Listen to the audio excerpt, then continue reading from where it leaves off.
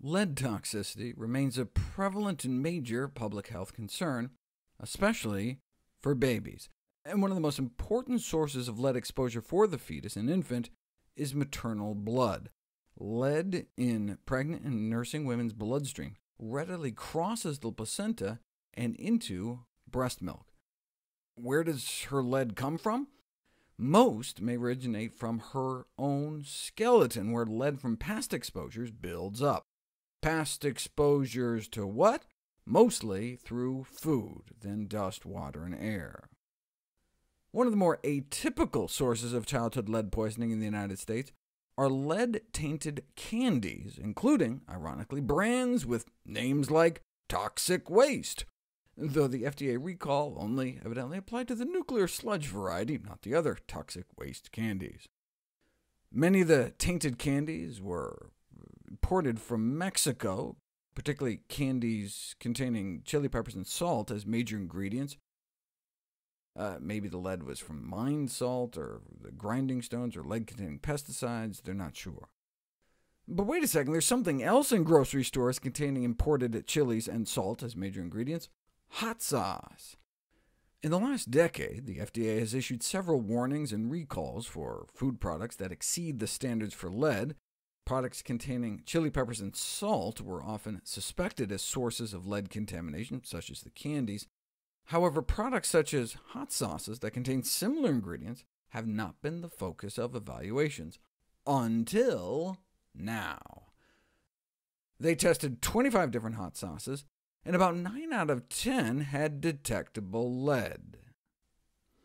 But only 4 brands exceeded the FDA's action level of 0.1 parts per million. But that's the candy standard, so technically none of the hot sauces can be recalled off U.S. shelves. Although candy and hot sauce contain common ingredients, there's simply no hot sauce standard. The most contaminated hot sauces had about a microgram of lead per teaspoon, which may be more than young kids should be getting in their daily diet. But how many 6-year-olds are consuming hot sauce by the spoonful? Although hot sauce would not intuitively be counted among food products highly consumed by children, ethnic and cultural practices must be considered.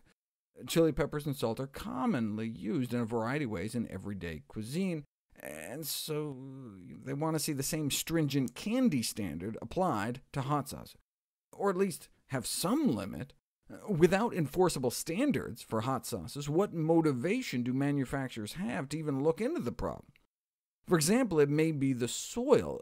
The dirt is just so contaminated by lead that just washing off any residue on peppers after picking may cut lead levels 4-fold in the final product. But why bother taking the extra step if no one's checking? Any other imports we should be concerned about? I've talked about the heavy metal contamination of herbal supplements, but not this kind of herbal supplement. Several hundred people suffered lead poisoning, presumably resulting from the desire of drug dealers to maximize profits. Lead is heavy, about 50 times heavier than oregano, so is particularly useful for driving up profits. And it wasn't subtle. You could see the little lead particles. Why an epidemic of lead poisoning among young Pierced students? Because dealers could make an extra $1,500 per kilo.